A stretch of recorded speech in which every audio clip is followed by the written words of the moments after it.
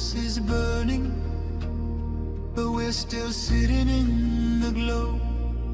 Phones charged, lights on, pretending we don't know.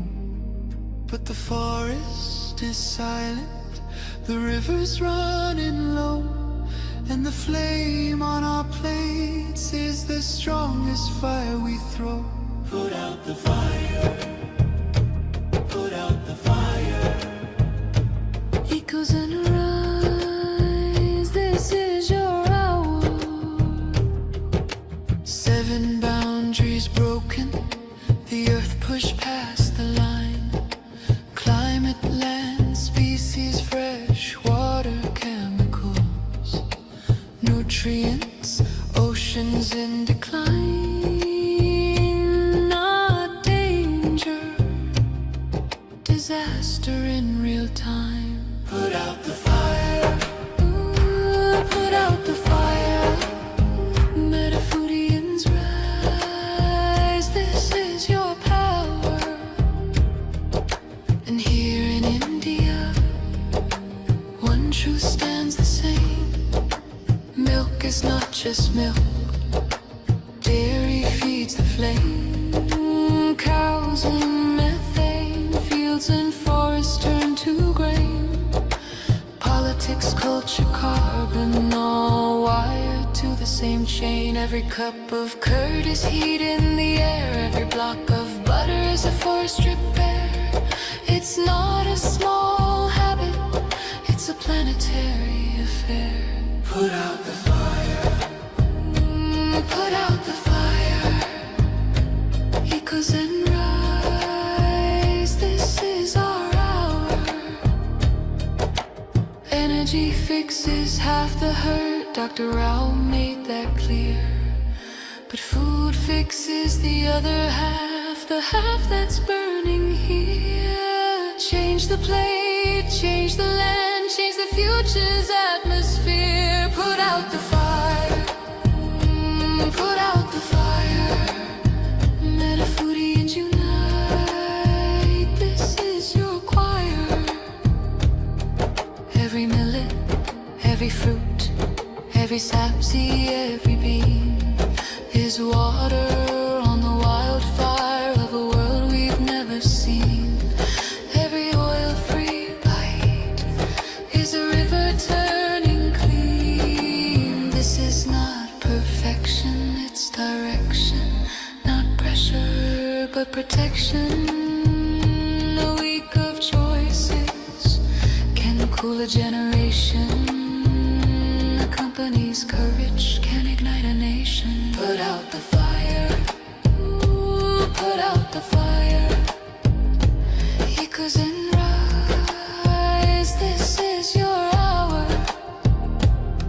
Metaphorians unite, Metaphorians ignite, sharing love in the metazone, light in the path to a cooler home. Put out the fire, ooh, put out the fire. Together we rise,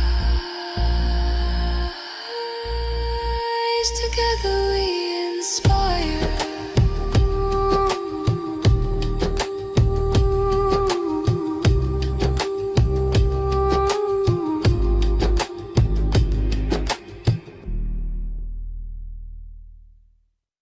Welcome to the Planet B podcast, where truth, transformation, and faith converge.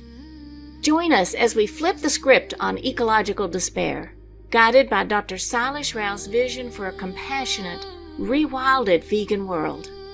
Let's begin the journey to the greatest transformation in human history. Hi, everyone, and welcome to episode 21 of the Planet B podcast, The Goals Transformation. Dr. Rao, this is a very, very awesome episode. So please, if you don't mind, would you begin with the opening quote? Yeah, it's a quote from Dr. Stephen Kaufman. He said, "Meaningful reforms are not possible until goals change." A goal of a system is what everyone is working towards accomplishing. And if the goals are misaligned, with nature, then you're going to create a system that goes against nature. Right. So I started off with the Sustainable Development Goals of the UN. And any system is designed to meet certain goals. In fact, by definition, a system is an organized framework for accomplishing an objective. I started off with the UN Sustainable Development Goals because 195 nations have signed on to meet these goals by 2030. And when you look at the list of goals, they're all good goals. I said, hey, I would love to meet these goals. And I'd love to design systems that meet these goals. Okay. Then when you look through the goals, you realize that there is a Trojan horse of a goal that's been stuck in there that prevents us from ever meeting any of the other goals.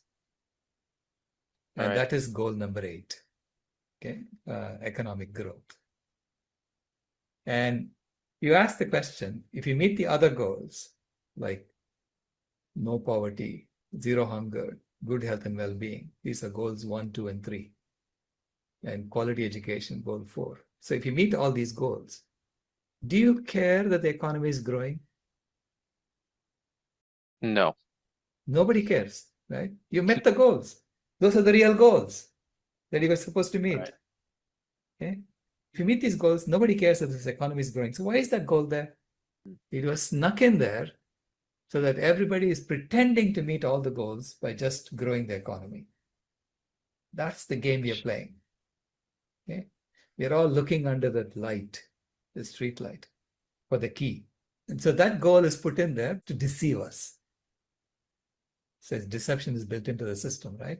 So I say, if you really want to meet these goals, the Sustainable Development Goals, if you're serious adults who are actually working to meet goals honestly, you have to drop goal number 8, number 1. Right. So that's part of the goals transformation. So meaningful reforms are not possible until goals change. The Sustainable Development Goals have been worked on for the last 10 years, and they're nowhere near eradicating hunger. Okay? Nowhere near eradicating poverty. Why? Because we have not been serious about it yet. So I say drop goal number 8 and replace it with goal number 18, which is Beyond Cruelty Foundation's goal number 18, which is zero animal exploitation. When you put that goal in there, suddenly all the other goals become easier to meet. Like the Beyond Cruelty Foundation website on SDG 18 has details on how adopting SDG 18 makes SDG 1 easier to meet, SDG 2 easier to meet, and so on. Down the line, that show you how it impacts every one of the other SDGs and make them all easier to meet. Now, that's a goal that we need to include. So that creates a vegan world, right? Because it's zero animal exploitation. That becomes now a new goal set that can be met by 2030 honestly. So instead of deception, it's about honesty. So I'm transforming, the goals to be in alignment with the values that we discussed in the last chapter. Right. So no more deception, honesty. And if you want to meet all the goals, talk to us engineers who know how to build projects, to create projects that meet goals. This is our job. This is what we normally do. So first of all, go to any nation that has already signed on to the Sustainable Development Goals and ask them, where is your engineering team for meeting Sustainable Development Goals? How serious are you at meeting the Sustainable Development Goals? Are you running a con job? Is this a scam, to con people into thinking that our leaders are working on solving all these problems, when in reality they are not? I'm just asking for honesty and some seriousness in addressing a planetary scale problem when you are in danger of losing an entire living planet. because we are not honest about solving the problem, Right. right? At the beginning of the chapter, you say that you start with foundational myth on planet A: human well-being necessitates endless economic growth, which Correct. we just discussed. And then you follow it up with foundational truth on planet B: human well-being necessitates a sense of purpose larger than ourselves. Correct. When you're part of a larger project, then everyone feels whole because they're part of something much bigger than themselves. That sense of purpose larger than ourselves is important for every human being to have that sense of belonging because we are a social animal. We're not loners. We all want to be part of something much larger. Yeah. So I say that that's what this meeting the Sustainable Development Goals gives us, because you're meeting the Sustainable Development Goals and simultaneously reducing the planetary boundary transgressions. So you're bringing the planet's life support systems back to health. So it's as you meet the goals, which are mostly about human beings, about our society and creating well-being for us. You create well-being for animals, you create well-being for the planet. Right. So we go through one by one the Sustainable Development Goals, and I say most of the goals I will retain them. There's nothing wrong with them. Like no Right. poverty, right? You say SDG number 1, end poverty in all its forms everywhere. Who would argue Yeah. against that? This is, it's a goal that everyone wants, Right. and we can easily meet it. From a systems perspective, we want to meet SDG number 1, give everybody universal basic income. That's Right. it, right? It's done. The basic needs are met.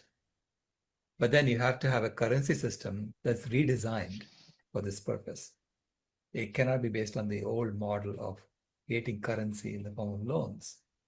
So UBI, and then you have to meet the foundational needs of human beings, food, clothing, and shelter, so that everyone feels secure. Yeah. That is eradicating poverty. Right. And then programs like food healers are very easily achievable to help accomplish a mission like that. I mean, you're transforming a system. So, meaning you may start with implementing food healers in the current model itself, which you can do Mm. because you're taking surpluses from people and creating an outlet for healthy food to be given away. Right. Okay? But then over time, that has to become normalized. Mm. That has to become the normal way of eating, right? It's rarely do you go out and eat uh, in a restaurant for yourself. Right. Yeah. And this also leads to, so SDG number 1 is no poverty. So we discussed that a little bit. Right. SDG, which stands for Sustainable Development Goal number 2, is zero hunger. Correct. Yeah. So end hunger, end food scarcity, and achieve food security and improve nutrition and promote sustainable agriculture. That's what the official definition is. And I claim this is one of the easiest goals to meet from a systems engineering perspective because we have all the food we need to meet these goals, except if they are all being misallocated, misaligned. It's being sent to the animals instead of human beings, and there's tremendous waste in the system because the system is all designed to make sure that the most exotic food is available to the richest person at any given time. Right. And so you see, high-end restaurants with lots and lots of menu items, and which means they have lots and lots of raw ingredients waiting just in case someone orders it, Mm-hmm. right? And if no one orders it, in 2 or 3 days, they throw it away because it's spoiled. So, so you create tremendous amounts of waste in the system because the objective function is all about uh, luxury indulgences and not basic nutrition. So Dr. Rao, how much food gets wasted in this Planet A system from the grocery stores, from our own pantries, from the restaurants? How much food is getting wasted currently? well, the global average is about one third. That's incredible. Yeah, one third of the food is being wasted, and 1/10 of human beings are going hungry. So do the math. There's it. That's it right there. It's very That's it. simple. Yeah. So you can clearly meet everyone's needs right there, right? Just by changing the objective function of the system. Right. So if no hunger, zero hunger is a true objective function, not luxury indulgences, we can meet it easily. The stats prove the solution so easily. But I'm not saying you can do it in the current model directly. You have to create systems around this. Yes, But that right. requires, changing the goals of the system, right? The goals transformation is important. If the goal is luxury indulgences, you get the system that you have today. Mm-hmm. If the goal is universal nutrition, you can create a system for that. All right. If the goal is universal nutrition first, and then luxury indulgences second, we can also meet that, right? Right. Yeah. So that's the food healer step. It's saying, I don't mind you going to 5-star restaurants and eating, but make sure that everybody's fed basic nutrition. Mm. Okay? It's your responsibility. If you have a surplus, if you got lots and lots of money sitting in your bank, right? You have a surplus and you're storing it for a rainy day. What is this rainy day you're talking about? Right? The planet is dying around you. What are you deploying it for? Right. To go to Mars? So, use that surplus, donate it to a temple, and let's get healthy meals to everybody. All right. Wonderful. So let's go to SDG number 3, which is good health and well-being. How can we solve that? Yeah. Good health and well-being, it's a whole system around it you have to create. I'll go into more details in the next chapter on self-transformation. But it's a self-transformation which comes from self-motivation first, that you want to do the transformation. But you have to have a system that enables you to meet those goals, right? So if you have a system that's constantly harassing you, telling you, you're less than who you are, and then it's impossible for you to have good health and well-being. Right. Right. So, and why does the system keep telling you that you're less than who you are? They want you to consume more. It's all about economic growth. And you don't consume if you're satisfied, Mm-hmm. if you're healthy and you don't want to, you're happy as is. So you have to be made unhappy. You have to be made wanting something. And that's when you consume more and more. So this is why the economic growth goal is such a Trojan horse. Right? It makes it impossible for you to meet SDG number 3, good health and well-being. Because the growth model is saying, I need more diabetes patients. I need more heart disease patients. So the government is on the side of the corporations. And they are saying, okay, you want more diabetes patients and more heart disease patients. We will mandate the children have to drink dairy. Even though there is plenty of scientific evidence that that's going to cause diabetes, that's going to cause heart disease. Why? So they're not interested in the well-being of the children. They're much more interested in the well-being of the corporations. Right. And how their profit can improve. Right? So this is why the system needs to change. The goals of the system needs to change for us to really accomplish SDG number 3, good health and well-being. But if you drop goal number 8 and add goal number 18, and you redesign systems around this new set of goals, we can meet SDG number 3. And so details about how to do that will be there in the next chapter, next episode. Wonderful. So let's go into SDG number 4, which is quality education. And a lot of the parents out there that are sending their children to schools, they're not very happy with the current school system. So Correct. how Yeah. can we fix this, Dr. Rao? Well, the schools are still stuck in the industrial age. Yeah. They are teaching children how to be good cogs in a machine. You know, you you actually are constantly testing children to see how obedient they are at Mm, following the rules, at following directions, and so on.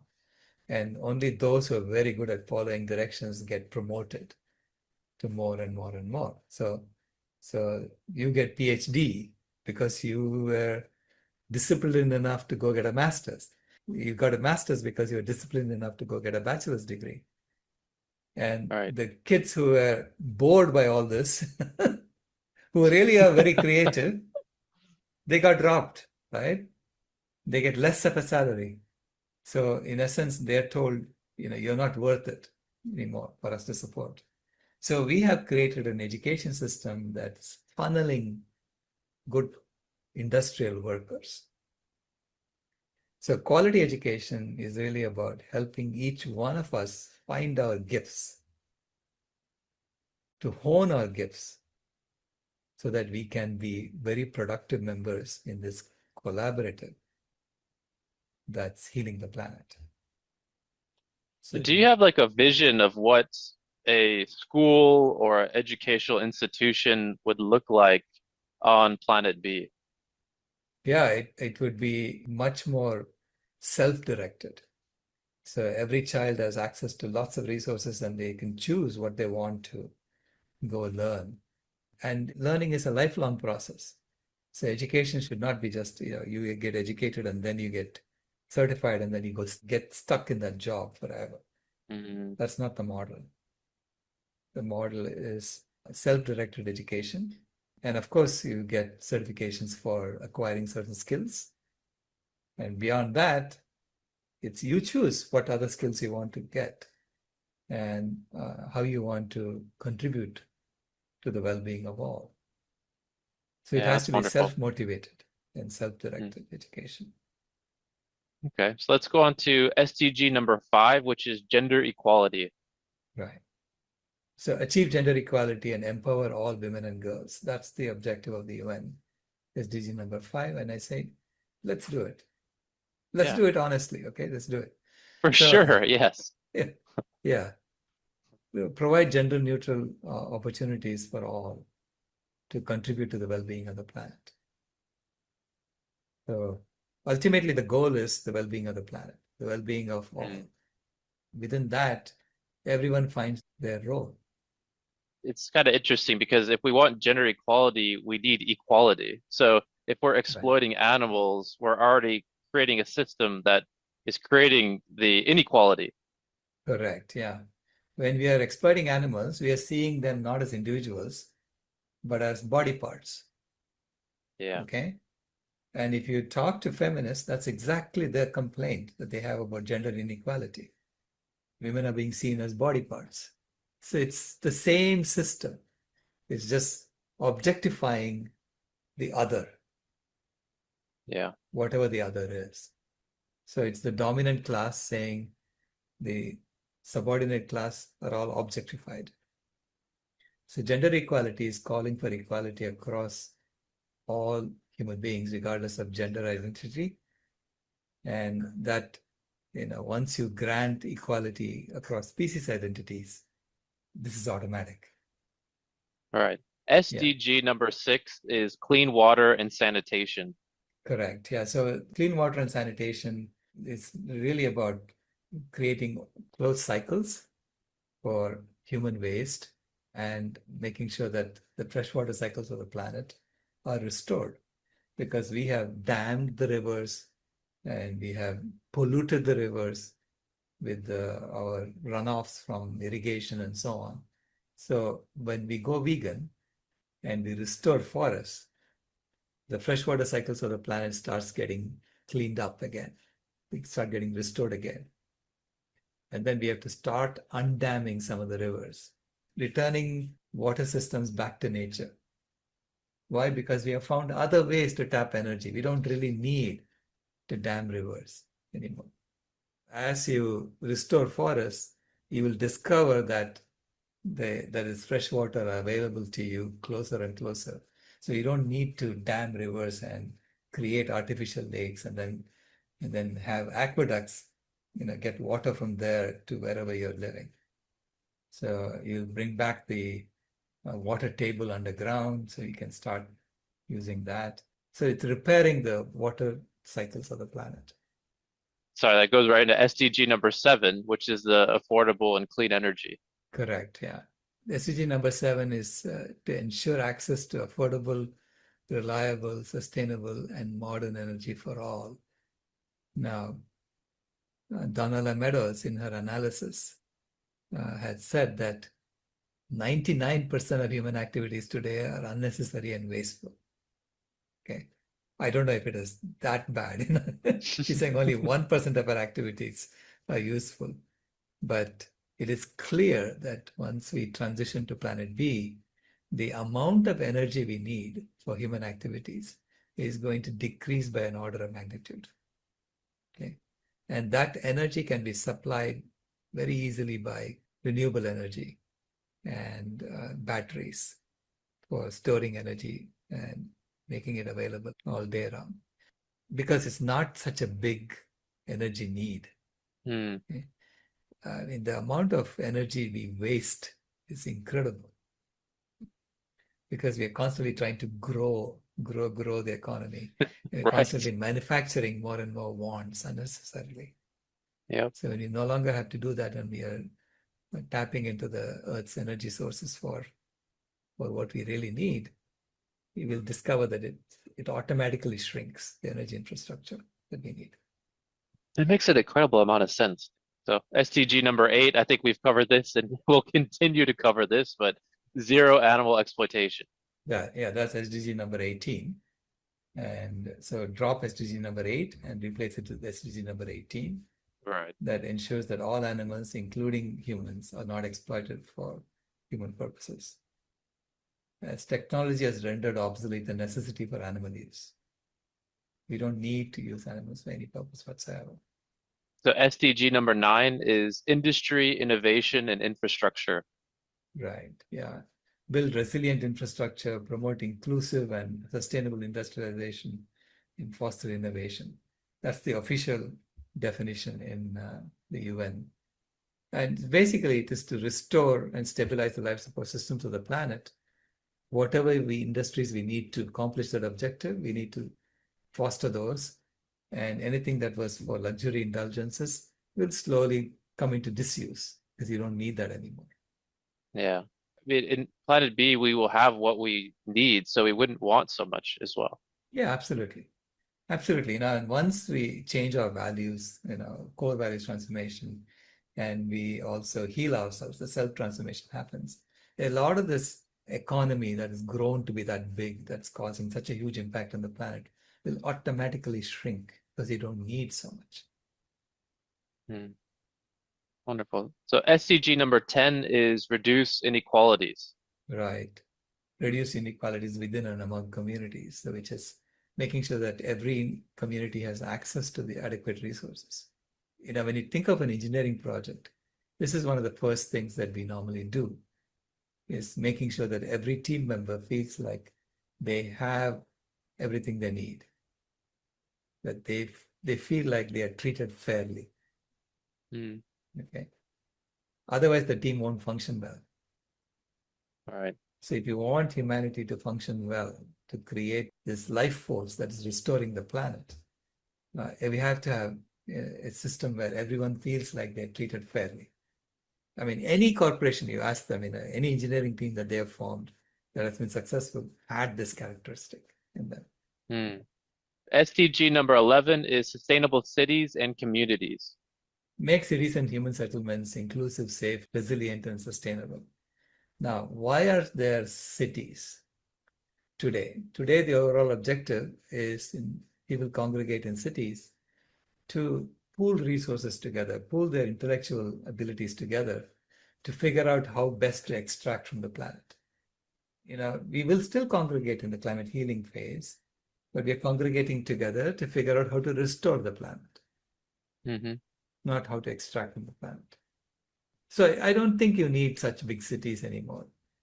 There'll be more people spread out because you're restoring locally the ecosystems of the planet. And you have to monitor the life support systems of the planet and make sure that they're all going in the right direction.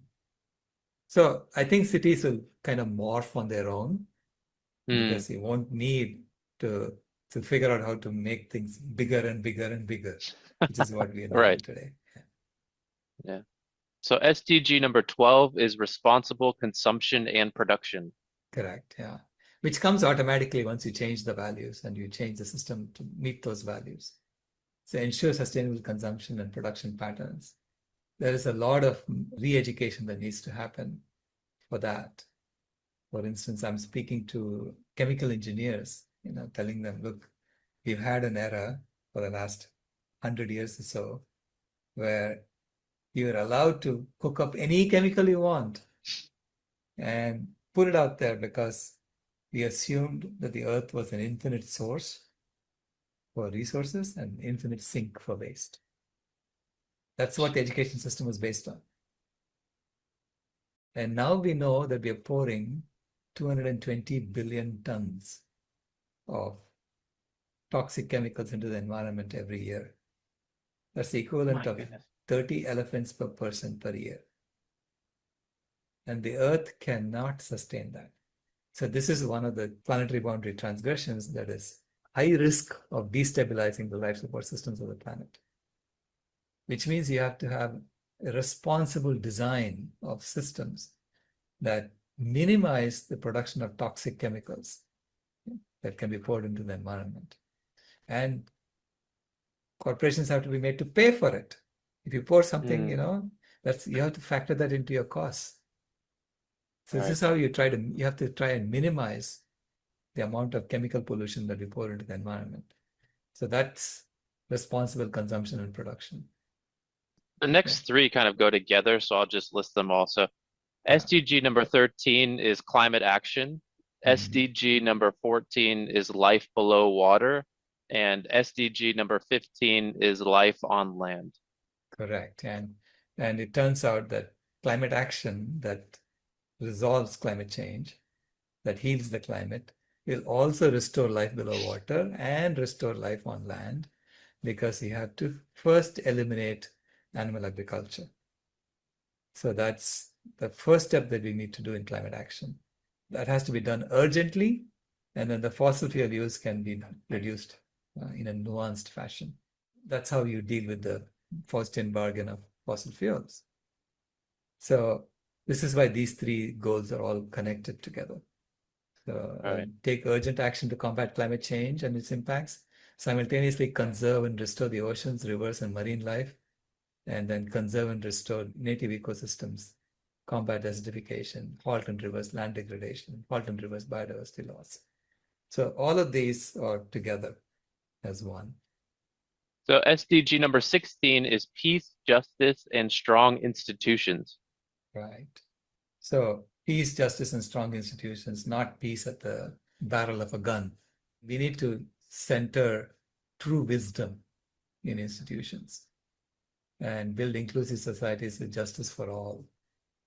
So it has to be also multi-species justice in the institutions. So you have to rethink our entire judicial systems. Okay? Because currently our judicial systems, our governance systems are all based on rights and enforcing rights. Okay, so you assert a right, and then the role of the government and governance is to ensure that that right is protected.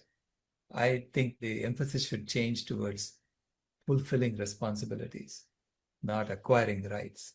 Because we are giving rights to each other, and then we are saying, okay, the animals don't have rights, or they have some rights, but not all rights.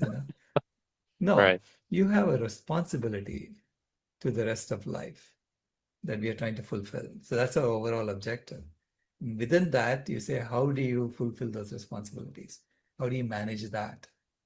And so the true purpose of governance is to protect and cultivate the health and vitality of the planet and all its inhabitants for generations to come. Okay, that's what Dr. Shelley Ostroff said, the true purpose of governance. And I'm saying that is absolutely right. And to meet that, your governance should be about fulfilling responsibilities, not about asserting rights. Correct. Yeah. Final one, SDG number 17 is partnership for the goals. Yeah, strengthen the partnership across all boundaries, whether it's between, with indigenous communities or with different nations, or different species. Strengthen partnerships for meeting these goals. And think of it as a joint project with all the animals of the world. Okay, restoring the planet. It's a joint project with all of them, not just human beings. I mean, we are the ones who destroyed a lot of it. And so we have a responsibility now to repair it. But they are helping us. You have to see how to bring them back so that they can help us. So that's the kind of partnership, multi-species partnership that I want to talk about in SDG number 17. So all the SDGs are valid, okay, except for goal number 8, with slight modifications in the interpretation. So I say, let's meet the SDGs because you all signed to meet it. Okay, all of them signed it. And I'm just coming along saying, is there anyone here who's serious about what they signed? And I'm here to help you if you're serious about it. Yeah. Because we can form an engineering team to meet the SDGs, and we can do it formally, professionally, because engineers know how to meet objectives. Right. Maybe this is a little bit of a challenge, but something interesting, I think. So if someone who's watching this podcast is speaking to someone and this person that they're speaking to is really about these sustainable development goals, how can we communicate to them in 1 or 2 sentences how ending animal exploitation would fix all sustainable development goals? Ending animal exploitation will put us in the right framework for fixing all the sustainable development goals. It won't automatically do it, but it will give you the opportunity to meet all the goals.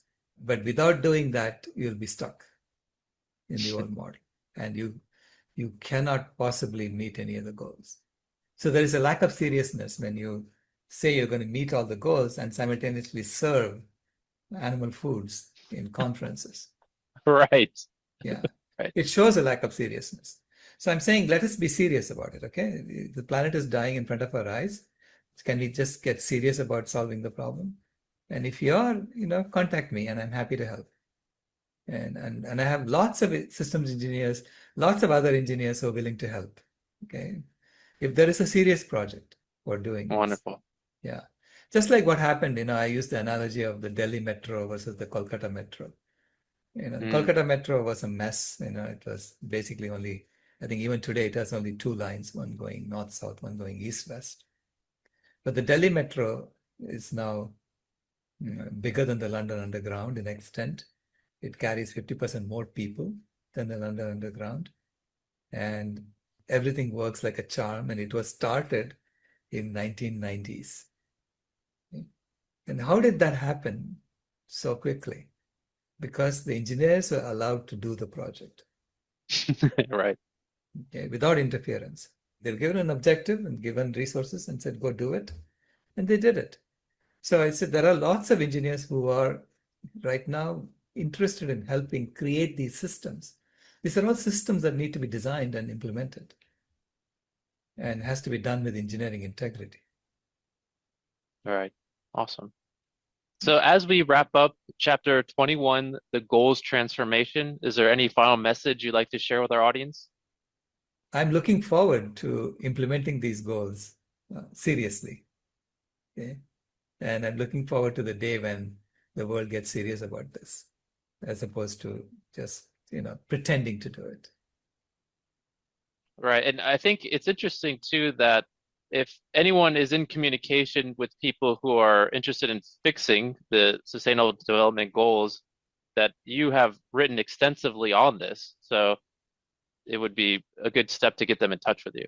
Well, thank you so much, Dr. Rao. And We hope people will join us once again for our next episode, which will be chapter 22, the self-transformation. So thank you all for joining us today, and we look forward to seeing you again soon. Bye. This has been a podcast from Planet B, where we don't need to harm to thrive. If you haven't moved here yet, we thank you for visiting.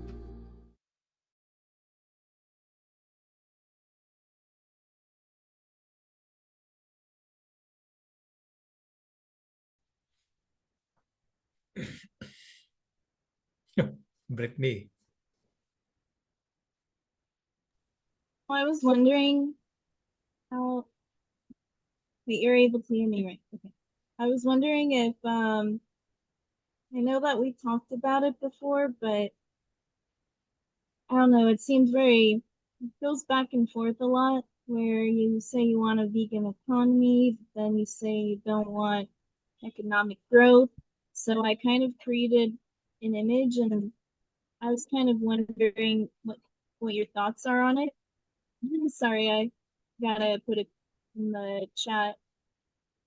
This one, where it's just doing vegan sustainability, well, vegan SDGs, where you have the economic growth for veganism, along with everything else for veganism, and that it would all work out where all of these can be met through veganism.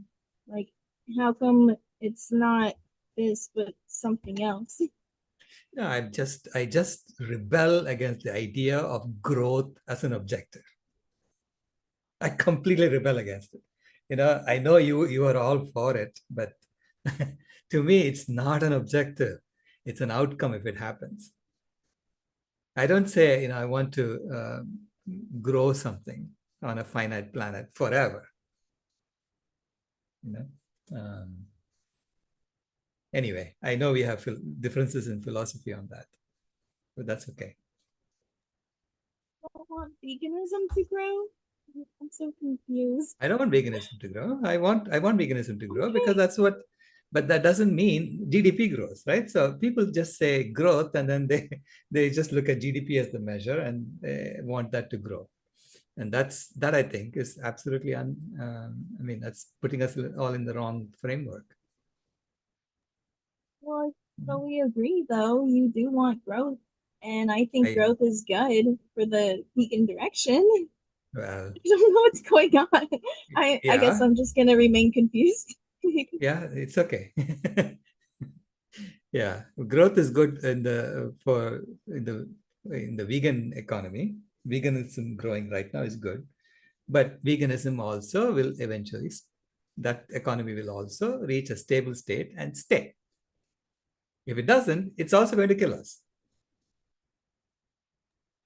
I don't see how it has to be that way. I mean, there's ways to make something keep growing without it collapsing. I mean, that Do doesn't you sound like grow, growth. Brittany? Have you grown continuously? And if I grow continuously at the rate at which I was growing as a baby, I would be 100 feet tall by now. Well, some things have it's a continuation, and some things just end at some point. But when you were in the growth phase, you grew until you were done. It's not, but some things don't. Like the time that you're living, it keeps going. I guess I get that everything has an end, but I'm saying during that time it just keeps going. And so as long as we keep growing something and it can keep going indefinitely, then for however long we need it, then I don't see the issue in that, you know? I don't see why I need to monitor that. I need to monitor the real goals, right? Are we reaching no poverty? Are we reaching zero hunger? Meet those goals, and whatever happens to the economy, the human economy is not the primary thing. It's a secondary thing. It's a tool to meet the other goals, right? And if we say only economic growth is the goal, then you get the kind of stuff that we are doing now, which is deliberately making people buy things they don't need, planned obsolescence, all kinds of nonsense that we are trying to overcome now. Because we put growth ahead of everything else. And growth does not need to be even there because it's a measure. If something grows as a result of us trying to meet an objective, fine. I don't have a problem with that. If it shrinks as we meet the objective, that's fine too. You know what I mean? I'm not going to complain if you did something with less resources and you shrank the economy. Yeah. Right? Yeah. Danny? Thank you. This is a question from the chat. Could you explain how many times more animal waste is than vegetable waste? Oh. Animals, when they're being raised, they produce more waste than all the food we are eating today. Animals today are producing more waste than all the food we are eating today. Okay. Yeah, Rebecca put the block diagram from the IPCC in the chat that shows that. You'll see that for every 1 kg of animal food we get, the animals had pooped 12 times as much in terms of weight. So that's the average. Okay, so they've wasted, the waste from the animal production block itself is 12 times the amount of food that the animals give us.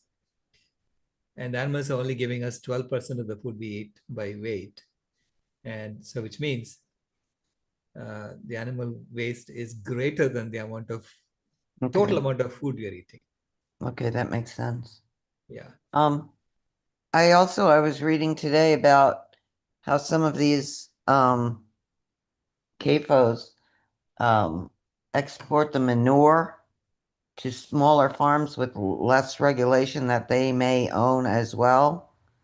Are you familiar with that? I don't know. Yeah, I'm Yeah. sure that's going on. Yeah. Anything that makes money. Okay. Yeah. Yeah, because the amount of manure is so overwhelming. Right. Yeah. And Yeah. See, if you look at it from a biomass perspective, the biomass of our animals, our farmed animals, is already 5 to 6 times the total biomass of all the megafauna. All the animals greater than 20 kgs that lived 10,000 years ago. Wow.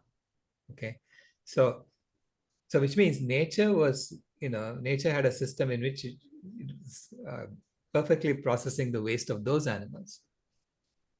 Okay? Yeah. Now she's being overwhelmed because not only are animals 5 to 6 times the weight of all the wild megafauna that lived 10,000 years ago, they're also eating twice as much food as their weight because they're all babies. So the amount of food they're eating from the planet is about 10 to 12 times the amount of food that the wild animals used to eat 10,000 years ago. And by that, you mean the soy and the grains? Oh, no, total weight of food. Total weight of food. That includes grass and everything, right? Okay. Now, all that is being converted into manure. Right. Right. And so, I mean, 1/3 of it comes out as manure. Whatever they're eating, 1/3 of it comes out as manure.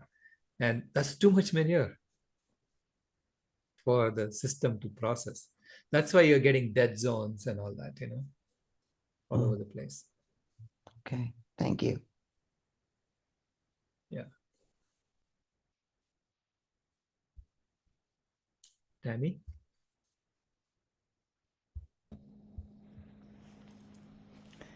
Yeah, hi everyone. It really is a very simple shift with the releasing of animal agriculture, because as soon as that's gone from the system, people are not going to be suffering as much. So they're not going to be grasping. And, just even the quietness that happens in the mind when we stop eating, flesh and secretions of other beings. And really the majority of the waste is the animal agriculture industry. and then all the things that people do to alleviate their pain from being part of this world. Yeah, so it will just happen so naturally as soon as, we release animal agriculture, especially the dairy industry, but all of it, you know. We will naturally stop grasping, and so it won't even be like we'll have to monitor how people are living. I really feel that deeply. Thank you for that comment.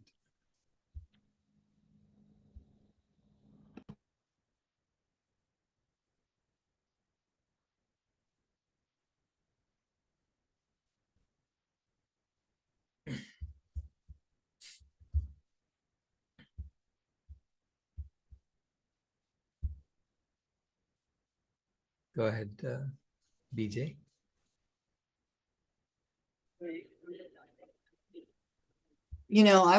I was thinking about how when we're at our happiest, quite often it's some little thing like jumping into a lake with friends, or it could be playing tag as a kid, or just reading a good book and feeling the comfort of an Afghan over you. And there's just so many very simple ways of feeling totally happy, content, and you don't need anything more. And I was thinking somehow that fits in with this. It's like we get caught up in that drive for growth, like you said, and things we have to work because we have to pay this and this and this, and we have to, and Right. you feel yourself on that treadmill that you can't get off Right. of, and then Right. it's hard to relax, and then it's hard to sleep, and then and I thought, gosh, the happiest moments were when you're just being. It's like the in-between times, or the vacation times, I suppose, or a phone call with an old friend. And so it's the non-growth times that are really the joys of life and the things you hold on to. Right. Thank you. Yeah. That's when you're comfortable in your skin. You know everything. All is right with the world. Yeah. Yeah.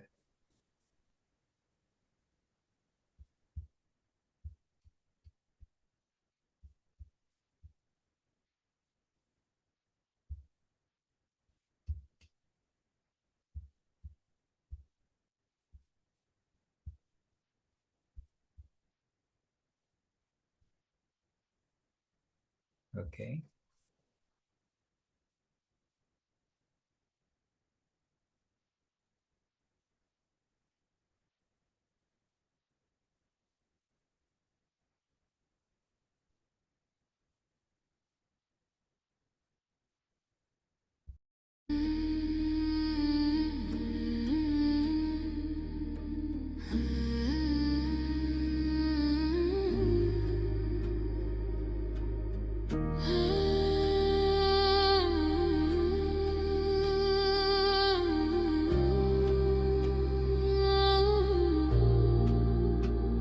The house is burning, but we're still sitting in the glow.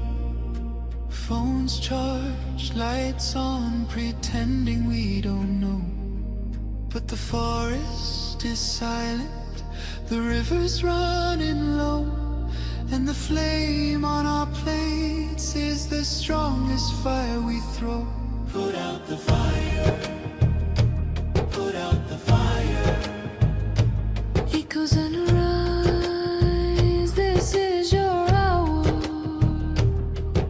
7 boundaries broken, the earth pushed past the line. Climate, land, species, fresh water, chemicals, nutrients, oceans in decline. Not danger, disaster in real time. Put out the fire, ooh, put out the fire. Metaphorians rise, this is your power. And here in India, one truth stands the same. not just milk. Dairy feeds the flame. Cows and methane. Fields and forests turn to grain. Politics, culture, carbon, all wired to the same chain. Every cup of curd is heat in the air. Every block of butter is a forest repair. It's not a small habit, it's a planetary affair. Put out the fire. Put out the fire. Echoes and rise. This is our hour. Energy fixes half the hurt. Dr. Rao made that clear. But food fixes the other half, the half that's burning here. Change the plate, change the land, change the future's atmosphere. Put out the fire. Put out the fire. Metafoodians unite. This is your choir.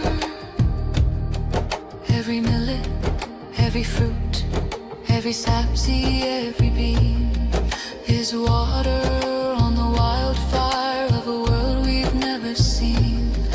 Every oil-free bite is a river turning clean. This is not perfection, it's direction. Not pressure, but protection. A week of choices can cool a generation. A company's courage can ignite a nation. Put out the fire. Ooh, put out the fire. Echoes and rise. This is your hour. Metafoodians unite. Metafoodians ignite. Sharing love in the meta zone. Light in the path to a cooler